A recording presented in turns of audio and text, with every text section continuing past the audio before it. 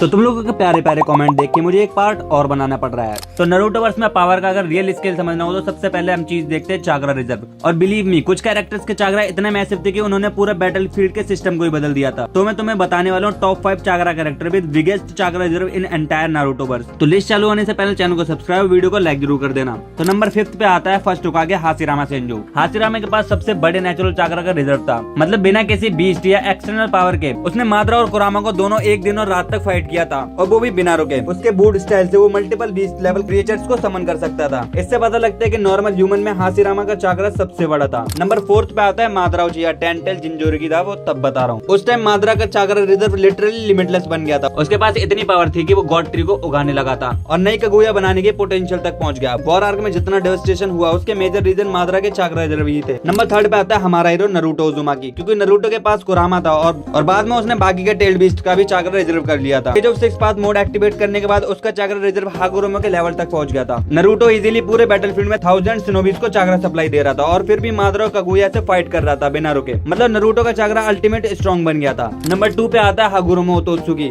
जिसे हम sage of 6 path कहते हैं। ये बंदा 10 टेल्स को सील करके भी उसका चाक्रा एब्जॉर्ब करने लगा था। हागुरोमा के रिजर्व इतने हाई थे कि उसने अपने 2 बेटों इंदिरा और असुरा को भी चाक्रा दिया था, जो बाद में ओची और सेंजू क्लेन बने थे। सबसे बड़ा प्रूफ यह है कि हागुरोमा ने नारुतो और सासुके दोनों को 6 पाथ ऑफ सेज की पावर दी थी। दोनों डेमीगॉड बन गए थे और उसके पास भी चाक्रा बचा हुआ था। और फाइनली सबसे ऊपर आती है अपनी कगुया ओतोत्सुकी। ये चाक्रा की ओरिजिनेटर थी, जो पूरा गॉड ट्री खा के प्लेनेटरी लेवल चाक्रा पोजेस करती थी। उसके पास टेल्ड बीस्ट से भी ज्यादा चाक्रा था, क्योंकि वो उनकी माँ थी। कगुया अपने चाक्रा से पूरा डायमेंशन क्रिएट कंट्रोल कर सकती थी, जो किसी ने और कभी भी नहीं किया था। नारुतो और सासुके को कंबाइन होकर फाइट करना पड़ा था जब वो सील हुई थी। यही प्रूफ है कि उसके पास चाक्रा रिजर्व सबसे ज्यादा हाई था। तो ये था नारुतोवर्स का टॉप 5 मॉन्स्टर। तो अब बताओ आपके हिसाब से इनमें से सबसे अनस्टॉपेबल कौन था? हाशिरामा की नेचुरल स्टैमिना है, कगुया की गॉड लेवल एनर्जी? कमेंट में अपना ओपिनियन जरूर शेयर कर देना, और अगर वीडियो पसंद आई तो लाइक जरूर कर देना।